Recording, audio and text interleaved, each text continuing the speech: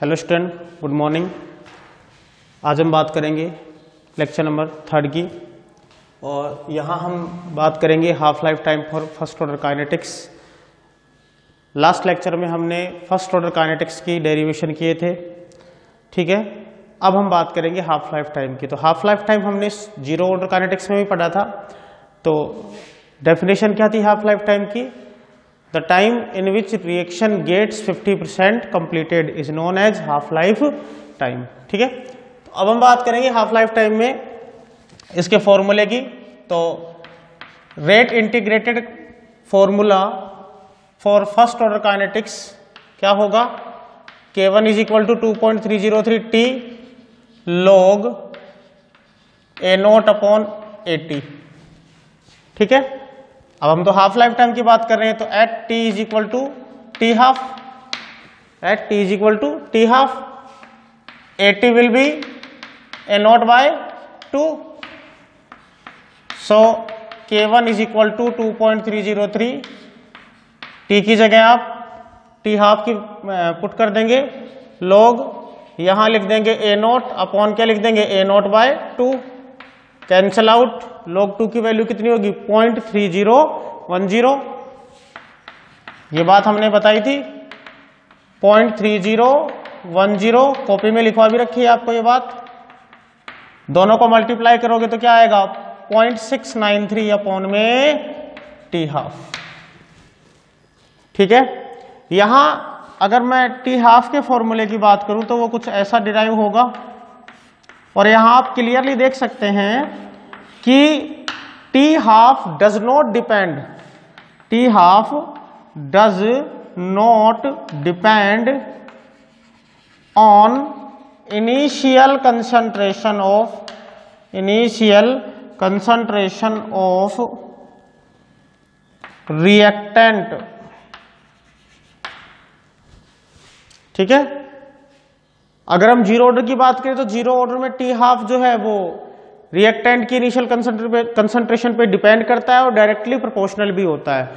तो सबके ये फॉर्मूला क्लियर है? क्या फॉर्मूला बना? T half is equal to 0.693 upon K1। ये फिक्स डाटा है, याद रखना है आपको, है ना। इसके साथ साथ हम एक इंपोर्टेंट इक्वेशन की बात करेंगे। उस इक्वेशन का नाम है इंटरवल इक्वेशन। इंटरवल इक्वेशन ये इंपॉर्टेंट इसलिए है क्योंकि देखो ये एनसीईआरटी में नहीं है, और एनसीईआरटी में नहीं है उसके बावजूद भी अपनी बुक में है, ठीक है। तो ये एक इंपॉर्टेंट इक्वेशन है।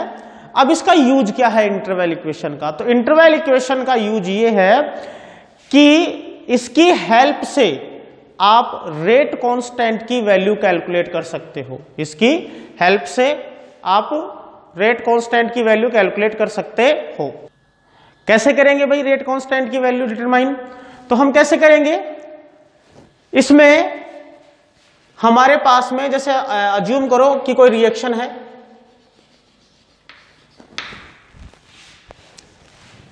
T इज इक्वल टू 0 पर इसकी कंसंट्रेशन कितनी है? A0 dash.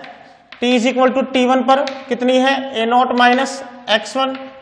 और प्रोडक्ट की कंसंट्रेशन कितनी ले लूं? X1, क्योंकि भाई पहले T पर जब हम X लेते थे तो T1 पर कितनी लेंगे? X1 लेंगे। और T is equal to T2 पर क्या होगा? A0 minus X2। तो प्रोडक्ट भी कितना बन जाएगा? X2, ठीक है। तो देखो अभी मैंने बताया था आपको कि इंटरवल इक्वेशन का जो यूज है वो हम रेट कांस्टेंट की वैल्यू कैलकुलेट करने में करते हैं without help of initial concentration of reactant. मतलब हमारे पास में रिएक्टेंट की इनिशियल कंसंट्रेशन नहीं होगी, फिर भी हम रेट कांस्टेंट की वैल्यू कैलकुलेट करेंगे। यही एक फायदा है इंटरवल इक्वेशन का। इस पर जेई में भी एक बार क्वेश्चन आ चुका है, तो ध्यान रखें, ठीक है। तो अब हम क्या करेंगे? ये डाटा हमारे पास है, अब इसकी हेल्प से हम इंटरवल इक्वेशन फॉर्म करेंगे। कैसे करेंगे? तो मैं ये लिख सकता हूं क्या? K1 is equal to 2.303 upon T1 log A0, और T टाइम के बाद में कंसंट्रेशन कितनी है? A0 माइनस X1, ठीक है। अच्छा अब देखो मैं T1 को इधर ले आऊं, ये T1 आ गया इधर, और इधर क्या आ गया? K1। यहां इसको क्या बोल दूंगा? Equation number 1। अब हम बात करते हैं T2 टाइम की, तो T2 टाइम पर टाइम कितना लिख दूं, T2 यहां कितना हो जाएगा 2.303 अपॉन K2 लिखूं या K1 लिखूं, K1 ही लिखना है, K2 मत लिख देना। क्यों?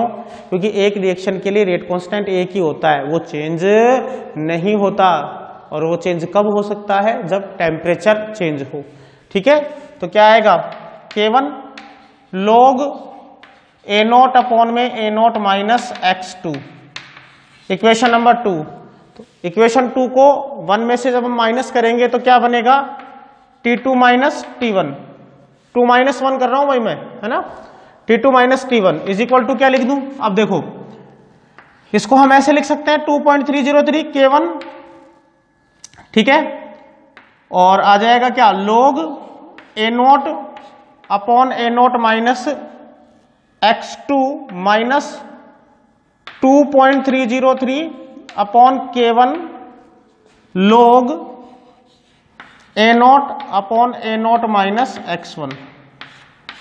ठीक है, अब जो कॉमन है ना उनको कॉमन ले लो, T2 माइनस T1 कॉमन क्या है 2.303 अपॉन K1, log को हम कॉमन नहीं ले सकते हैं। ठीक है, अब log को मैं एक काम करता हूं, तरीके से लिख लेता हूं, कैसे, देखो ये हमारे पास क्या है भाई m अपॉन n है, तो log m minus log n कर दूं, क्या आएगा log A0 minus log A0 minus x2 minus log A0 plus log A0 minus x1।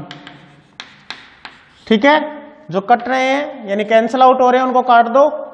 अब क्या बचा, ये और ये, अब इसको ये प्लस में है और ये माइनस में है, तो वही log m minus log n, तो ऊपर ये तो हो जाएगा m और ये क्या हो जाएगा n, तो क्या फॉर्मूला बन जाएगा T2 minus T1 is equal to 2.303 upon में K1 log A0 minus x1 upon A0 minus x2।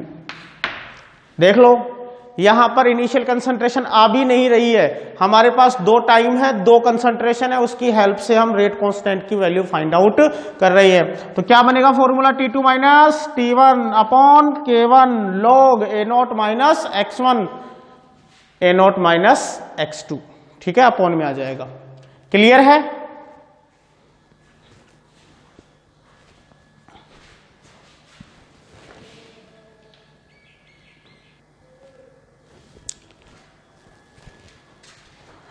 अब हम बात करेंगे graph related to first order kinetics. तो graph related to first order kinetics, heading लिख लेता हूं ग्राफ। फर्स्ट जो हमारा ग्राफ है वो हम बनाएंगे log A0 upon AT versus T। ठीक है, ये बात हम पहले भी कर चुके हैं। ग्राफ बनाने के लिए आपको क्या करना है, सबसे पहले कि भाई जो भी हम ग्राफ बना रहे हैं जिन भी क्वांटिटी के बिटवीन, सबसे पहले उससे रिलेटेड फॉर्मूला पूरा लिख लो, y को इधर ले आओ, बाकी चीजों को उधर ले जाओ। ठीक है, तो इससे रिलेटेड फॉर्मूला क्या होगा,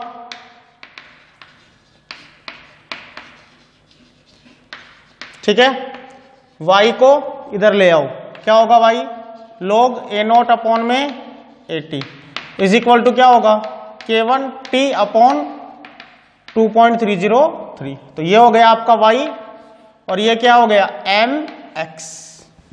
कैसा कर्व बनेगा या कैसा ग्राफ बनेगा, straight line passing through origin. ठीक है, और ये आपका बन गया graph log A0 upon AT और यहां आ गया T, straight line passing through origin. आपका स्लोप क्या होगा K1 अपॉन 2.303। ठीक है, नेक्स्ट सेकंड जो ग्राफ बनेगा वो किसका बनेगा, वो हम बना रहे हैं log AT वर्सेस T। ठीक है,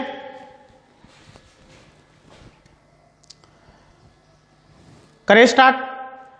AT को इधर लेके आना है, तो एक काम करते हैं, इक्वेशन तो यही लिखनी है हमें, तो इसको मैं खोल के लिख लेता हूं, है ना, इसको मैं ओपन कर लेता हूं। इस इक्वेशन को क्या लिखेंगे, log A0 minus log AT is equal to कितना होगा K1T अपॉन 2.303। 80 को मैं पॉजिटिव में रखूंगा तो क्या होगा, देखो इधर, क्योंकि y है हमारा ये, तो log 80 इज इक्वल टू, जब ये इधर रखेंगे तो ये इधर जाकर नेगेटिव हो गया, और यहां से नेगेटिव हटाने के लिए मैं दोनों तरफ -1 से मल्टीप्लाई करता हूं, तो -1 से मल्टीप्लाई करूंगा तो कितना आएगा, माइनस का K1T upon 2.303 plus log A0। तो ये तो आपका क्या हो गया y, ये क्या हो गया mx, ये क्या हो गया c। ठीक है, अब देखो ये क्या हो गया log 80 और ये क्या हो गया t।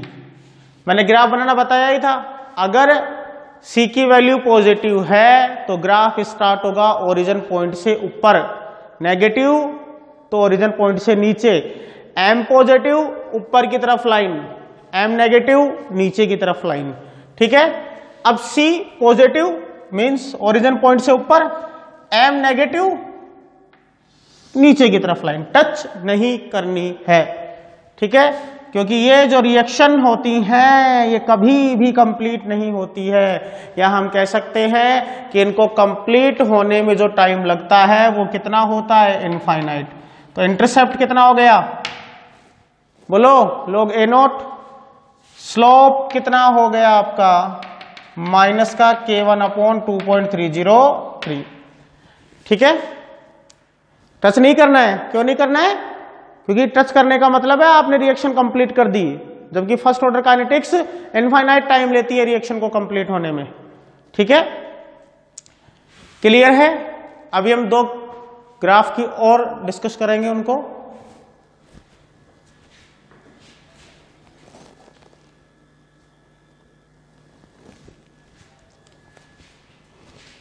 तो अब हम आते हैं नेक्स्ट ग्राफ पर।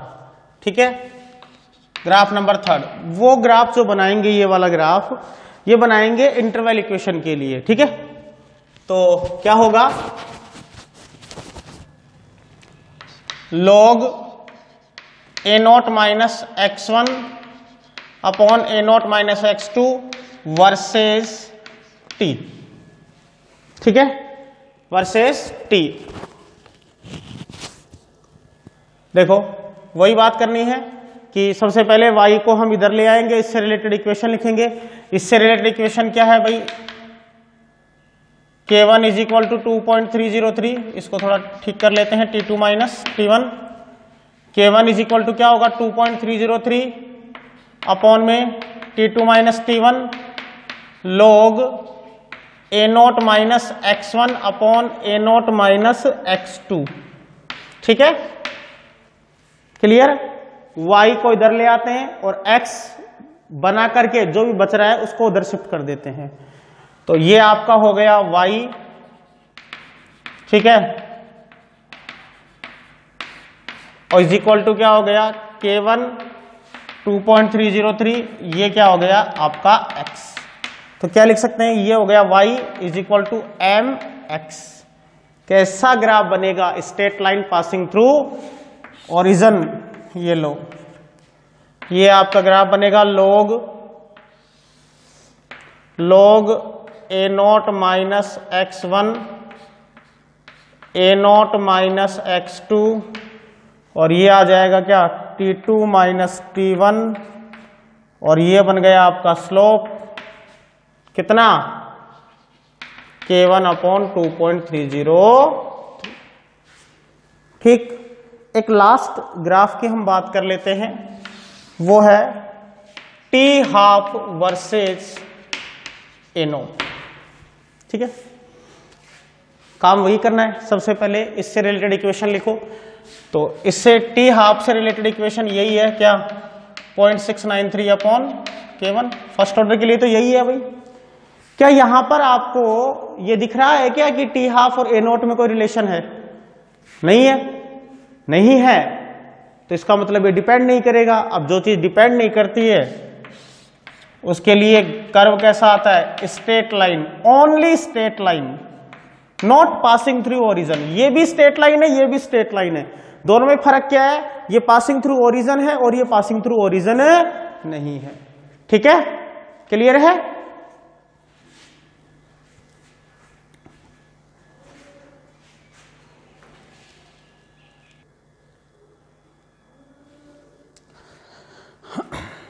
अब हम बात करते हैं example of first order kinetics की।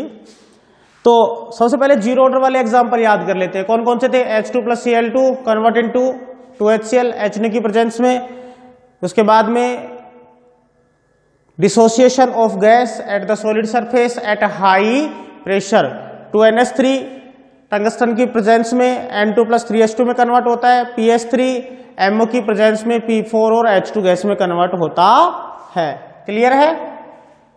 ठीक है। अब इसके एग्जाम्पल की बात कर लेते हैं। तो number 1 example, all type of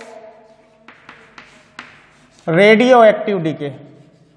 all type of radio active decay, चाहे वह नेचुरल हो और चाहे वो आर्टिफिशियल हो।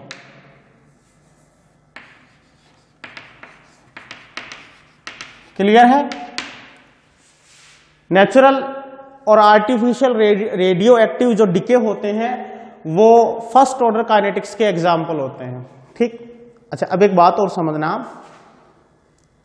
जैसे आपने सुना होगा कि जो हिरोशिमा और नागासाकी पे एक एटम बम का अटैक हुआ था, है ना, जब वर्ल्ड वॉर सेकेंड चल रहा था उस टाइम पे।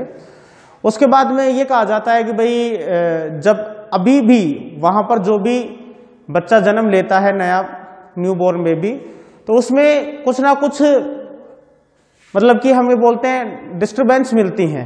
ठीक है, मतलब हो सकता है कि वो हैंडीकैप्ट हो जाए या डम्ब मतलब बहरा हो जाए, जो भी है ना। तो ये जो डिस्टरबेंस मिल रही है ना, ये सब इन रेडियो एक्टिव डीके से मिल रही है, क्योंकि ये जो है ना ये कार्सिनोजेनिक होते हैं, मतलब कैंसर बनाते हैं। ठीक है, और बहुत सारे म्यूटेशन वगैरह भी कर देते हैं। ठीक, तो वो इफेक्ट आज भी है। क्यों? क्योंकि वहां पर एटम बम डाले गए थे, और एटम बम जो है ना वो एक तरीके से न्यूक्लियर डिकम्पोजिशन ही है। ठीक है, और जितने भी न्यूक्लियर डिकम्पोजिशन होते हैं वो सारे के सारे फर्स्ट ऑर्डर काइनेटिक्स को फॉलो करते हैं। और अभी मैंने क्या कहा कि फर्स्ट ऑर्डर काइनेटिक्स कभी भी कंप्लीट नहीं होती हैं। ये जो रिएक्शंस होती हैं मतलब इनफाइनाइट टाइम लेंगी, मतलब कभी भी कंप्लीट नहीं होंगी, इसीलिए आज तक उनका इफेक्ट है। तो all type of radio active decay, all type of radioactive decay is the best example of first order kinetics। ठीक है, अब चाहे वो नेचुरल हो चाहे वो आर्टिफिशियल हो, आप इसे फिजिक्स में भी पढ़ेंगे। ठीक है। Number 2, hydrogenation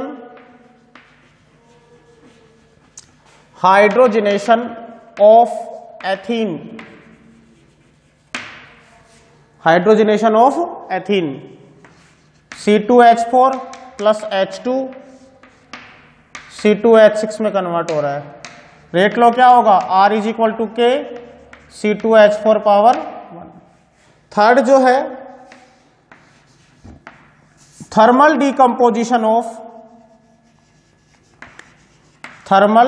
decomposition of gases. ठीक है, बेस्ट एग्जाम्पल है जो मैंने आपको बताया था, N2O5 का डिकम्पोजिशन होगा 4NO2 प्लस O2 में। ठीक है, रेट लो क्या लिखेंगे? R is equal to K1, first order kinetics है ना। ठीक है, तो क्या लिख देंगे? N2O5 power 1। ठीक है, सेम टू सेम, ये तो एक एग्जाम्पल हो गया। इसी में जो सेकंड एग्जाम्पल है, डिकम्पोजिशन ऑफ एजो आइसोप्रोपेन। अब एजो आइसोप्रोपेन क्या होता है? तो ये देखो, ये हो गया आपका आइसो ग्रुप, ये हो गया आपका एजो। ठीक है, ये हो गया आपका एजो आइसोप्रोपेन। करो गरम, थर्मल डिकम्पोजिशन मतलब गरम कर रहे हैं। क्या बनेगा? N2, जितने भी हाइड्रोकार्बन है सारे एक साथ जुड़ जाएंगे। कितने हैं कार्बन? 6। हाइड्रोजन कितने हैं? 14। तो क्या बन जाएगा? C6H14। क्या सभी के ये क्लियर है? ठीक है, टोटल एग्जाम्पल हो गए 3। नेक्स्ट एग्जाम्पल देखो,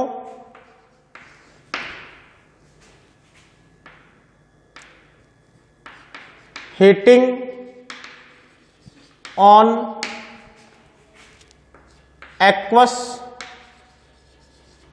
अमोनियम नाइट्राइट, ठीक है। जब आप इसको अमोनियम नाइट्राइट को हीट करोगे ना तो क्या बनेगा, N2 + 2H2O, ठीक है।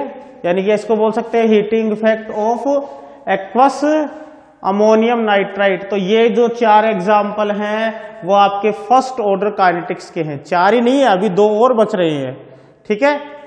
तो अच्छे से एग्जाम्पल याद होने चाहिए। देखो बोर्ड में 1 नंबर का भी क्वेश्चन आ जाता है एग्जाम्पल से, ठीक है।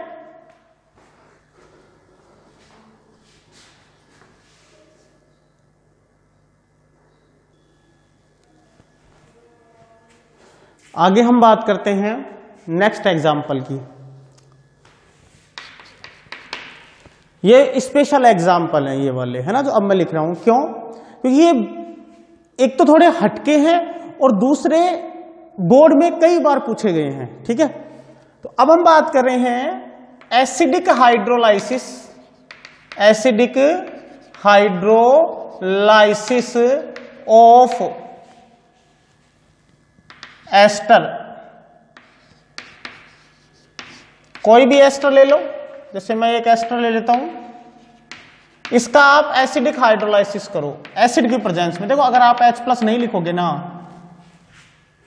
तो आपका ये जो इक्वेशन है ना, ये जो आपने रिएक्शन लिखी है ये गलत हो जाएगी, ठीक है। तो ध्यान रखें H+ जरूर ही लिखना है, ठीक है। क्या बन जाएगा प्रोडक्ट, CH3COH प्लस में C2H5OH, ठीक है, क्लियर है। अब इस रिएक्शन को हम एक नाम देते हैं, वो है सूडो फर्स्ट ऑर्डर रिएक्शन, है ना। मतलब सूडो फर्स्ट ऑर्डर की बात हम बाद में करेंगे, पहले समझते हैं इसको, है ना। एक्चुअल में क्या था कि ये जो रिएक्शन थी ना, ये जो रिएक्शन थी ये फर्स्ट ऑर्डर की थी नहीं, ये सेकंड ऑर्डर की रिएक्शन थी।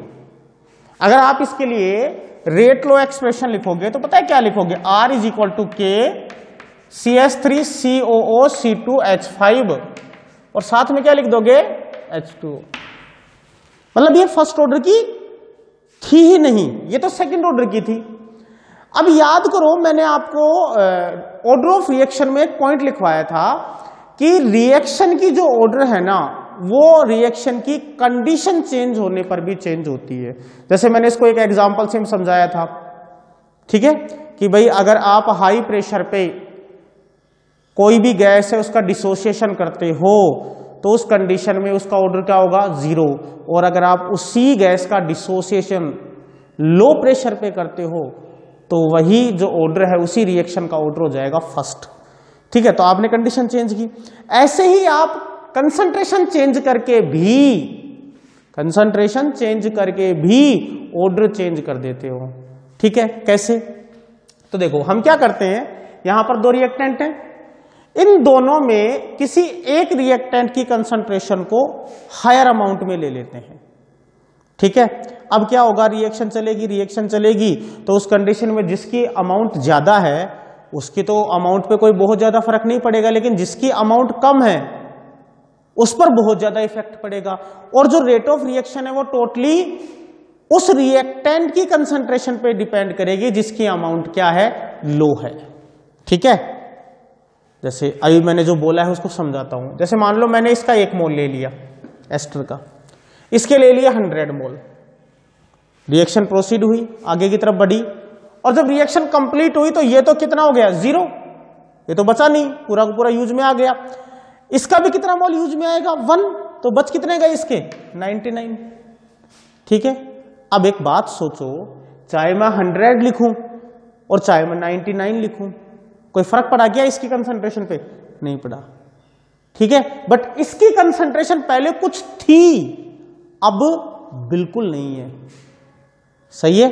इसका मतलब जो रेट है ना, रेट टोटली किस पे डिपेंड करेगी, एस्टर की कंसंट्रेशन पे, ठीक है। तो ऐसी कंडीशन में हमने इस सेकंड ऑर्डर की रिएक्शन को किस में कन्वर्ट कर दिया, फर्स्ट ऑर्डर रिएक्शन में कन्वर्ट कर दिया। तो इसीलिए इसको बोला गया सूडो फर्स्ट ऑर्डर। सूडो का मतलब झूठी, ठीक है, रियल नहीं है, फर्स्ट ऑर्डर की रियल इक्वेशन नहीं है, रियल जो एक रिएक्शन है वो नहीं है ये, ठीक है। तो इसीलिए वर्ड काम में लिया गया सूडो। फर्स्ट ऑर्डर की नहीं थी, सेकंड ऑर्डर की थी, लेकिन हमने तामझाम करके इसको फर्स्ट ऑर्डर का बना लिया, ठीक है। अब देखो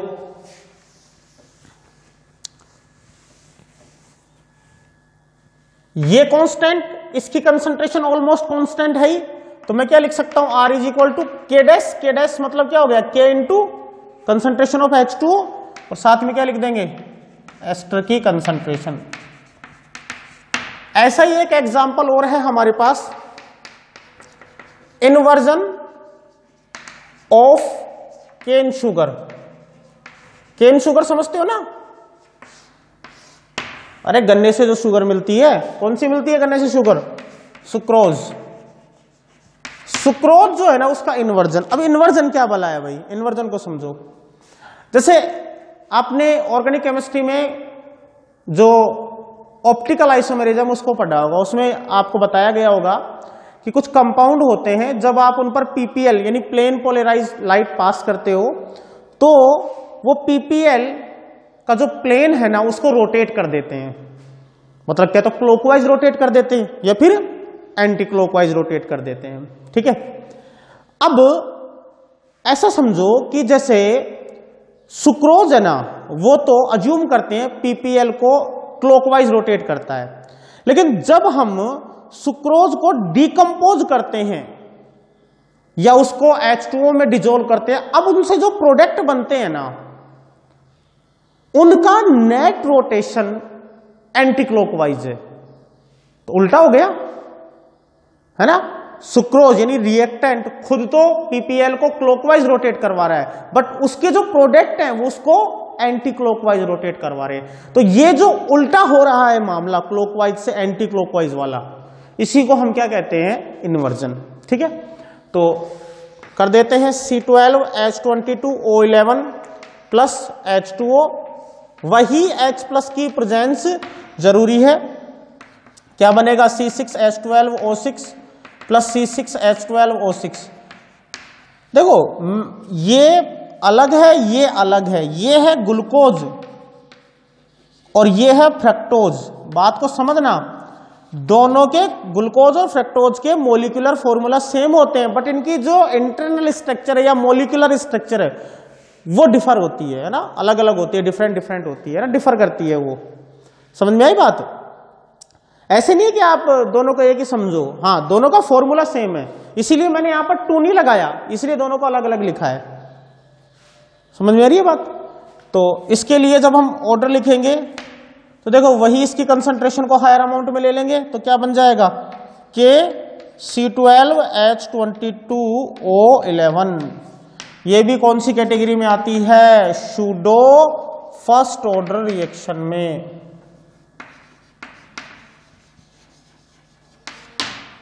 ठीक है। ध्यान रखना है, ये दोनों सूडो फर्स्ट ऑर्डर की रिएक्शन है, दोनों ही H प्लस की प्रेजेंस में जो है पॉसिबल हो पाती हैं, अदरवाइज नहीं हो पाएंगी, ठीक है। हाँ कुछ कंडीशंस में हम इसको बेसिक मीडियम में भी कर लेते हैं, ठीक है, वो बात अलग है, लेकिन मीडियम होना चाहिए हमारे पास। जनरली हम एसिडिक मीडियम लेते हैं, ठीक है। तो दोनों रिएक्शंस हैं। अब मैं आपको सूडो ऑर्डर रिएक्शन की बात कर लेता हूं थोड़ी सी। ये तो सूडो फर्स्ट ऑर्डर हो गई, मतलब सूडो फर्स्ट ऑर्डर रिएक्शन को अगर आप डिफाइन करो तो कैसे करोगे कि वो रिएक्शन जिसमें मोलिकुलरिटी तो 2 होती है बट ऑर्डर ऑफ रिएक्शन कितनी होती है, 1। जिसमें मोलिकुलरिटी तो 2 होती है बट ऑर्डर ऑफ रिएक्शन कितनी होती है, 1। ये तो हो गई सूडो फर्स्ट ऑर्डर की डेफिनेशन। और अगर मैं कहूं सूडो ऑर्डर की डेफिनेशन क्या होगी, सूडो ऑर्डर रिएक्शंस, ठीक है। तो ऐसी रिएक्शन जिनमें मोलिकुलरिटी जो है वो ऑर्डर ऑफ रिएक्शन से हमेशा ही ज्यादा मिलती है, ठीक है। हमेशा का मतलब हम मैक्सिमम रिएक्शंस में देखा गया है। क्लियर है, समझ में आ गई बात। तो in pseudo order reactions the value of molecularity is always या generally greater than order of reaction. Clear, ठीक है। आगे की बातें हम नेक्स्ट लेक्चर में करेंगे। Thank you.